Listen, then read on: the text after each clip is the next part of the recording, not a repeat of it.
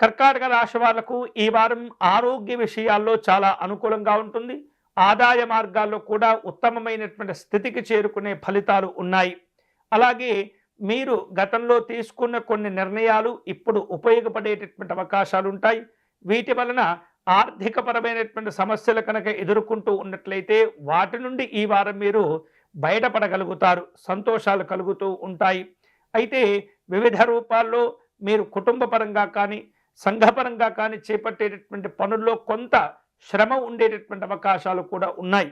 కాబట్టి కుటుంబ పరంగా సంఘపరంగా మీరు ఏదైనా ఒక ముఖ్యమైనటువంటి పని చేపడుతూ ఉన్నట్లయితే కనుక వాటి గురించి అన్ని రకాల జాగ్రత్తలు తీసుకోవటం, ఒకవేళ సమస్యలు వస్తే ఎలా రాబోతున్నాయి అనేటటువంటి ఆలోచన చేయటం, వాటి నుండి ఎలా బయటపడాలి అనేటటువంటి మార్గాలను కూడా మీరు ముందుగానే వెతుక్కొని పెట్టుకోవటం అనేది చాలా మంచిది. అలాగే ఉన్నతాధికారులతో వ్యవహరించే సందర్భంలో తొందరపడకూడదు. గౌరవాన్ని ఇవ్వాలి, సంయమనంతో వ్యవహరిస్తుండాలి, ఓర్పుతో సమాధానాలు చెబుతుండాలి. ఇట్లా ఎన్నో రకములైనటువంటి జాగ్రత్తలు మీరు తీసుకుంటూ ఉండాలి.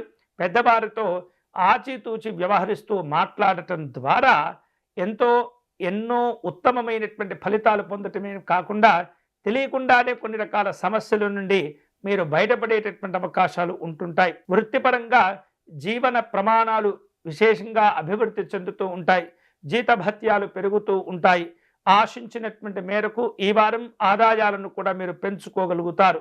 ఆస్తి వ్యవహారాలకు సంబంధించినటువంటి అంశాల్లో మంచి శుభవార్తలు కూడా వినేటటువంటి అవకాశాలు కనిపిస్తున్నాయి. నిరుద్యోగులు దూర ప్రాంతాల్లో ఉపాధిని వెతుక్కునే అవకాశాలు ఉన్నాయి. దూర ప్రాంతాల్లో ఉద్యోగాలు లభించేటటువంటి సూచనలు కనిపిస్తూ ఉన్నాయి. కుటుంబ పరంగా చూస్తే ఈ వారం కొంత ఖర్చులు పెరగబోతూ ఉన్నాయి.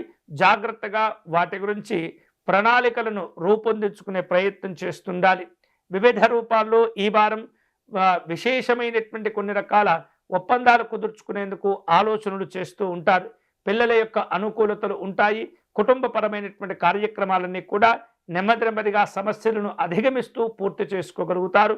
హాయిగా ఆనందంగా జీవనాన్ని గడుపుతారు. ఈ వారం కర్కాటక రాశి వారు శుభ ఫలితాలను పొందేందుకై మహాగణపతి స్వామి వారిని పూజించటం మంచిది. పసుపు గణపతిని తయారు చేసుకుని గణపతి స్వామి వారికి అర్చన నిర్వహించటము, గరికను అలాగే తెల్ల జిల్లేడు పుష్పాలను విశేషమైనటువంటి పుష్పములను స్వామివారికి అర్పిస్తూ అర్చన నిర్వహించండి.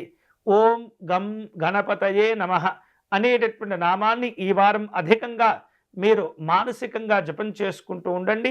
అద్భుతమైనటువంటి ఫలితాలు మీరు పొందవచ్చు.